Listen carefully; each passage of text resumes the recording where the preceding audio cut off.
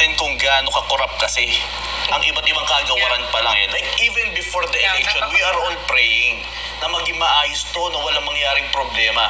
Eh kasi even before that, nakita naman natin kung paano nako-corrupt ng ating ng administrasyon yung iba't ibang government agencies, especially sa security sector natin, ang pambansang kapulisan at iba pa.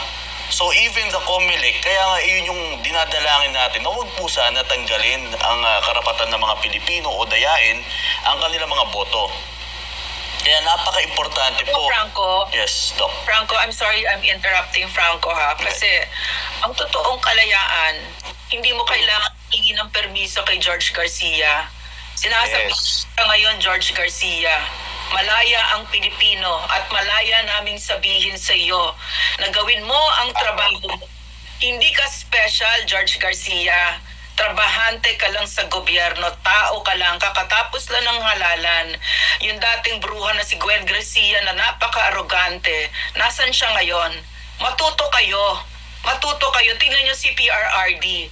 Napakagandang ehemplo kung paano humawak ng kapangyarihan. Hindi siya kumapit. And when it was time to go down, bumaba na siya. And the whole time that he was in office, napaka-humble na tao. At nagsilbi sa taong bayan ng maayos. Ikaw, George Garcia, hindi ka special. Trabahan namin.